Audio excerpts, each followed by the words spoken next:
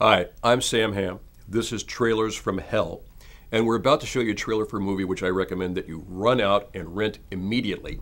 It is a very moving, very visually exciting Vincent Minnelli melodrama from the late 1950s called Some Came Running.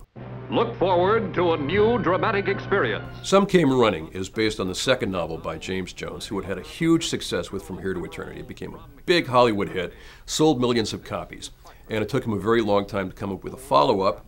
And when he did, it was a novel about a fellow who had just gotten out of the service and was having a difficult time coming up with an idea for his second novel. That character is played, as you see here, by Frank Sinatra. He comes back to his old hometown, meets his brother, who is a sort of a priggish suburban type, and immediately falls in with a group of transient lowlives who were sort of more to his liking and fit more with his bohemian way of life. This is a movie which is notable, among other reasons, because what you are seeing here is the birth of the Rat Pack.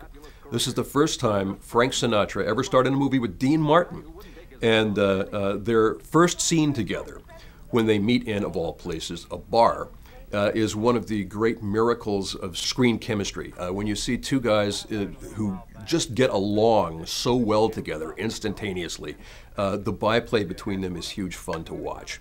Now, the other great performance in this movie is Shirley MacLaine, and she plays a sort of dim-witted mattress back who Frank Sinatra picks up on a bus.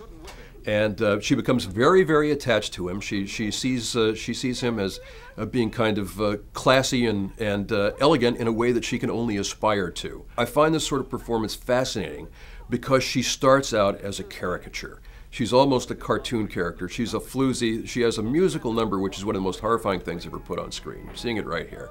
She caterwauls. She embarrasses herself, and she comes out the other side.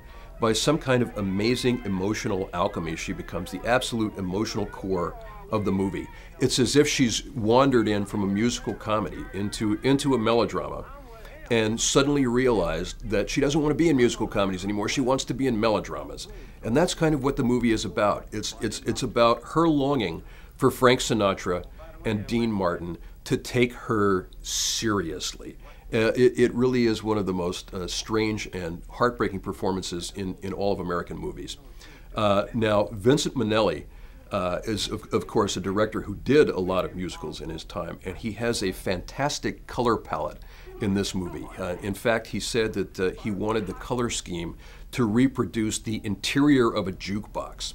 And although this is a movie about repressed suburban life and about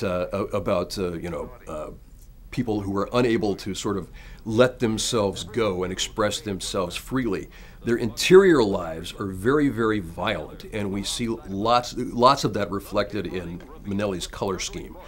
There is a carnival which comes into town at the end of the movie, and the entire sequence involving the carnival is one of the most extravagant and explosive things you've ever seen on screen. It's where the melodrama all comes together, and the visuals are wild. This is a movie that was a great, great favorite of the French critics in the 1950s for a variety of reasons.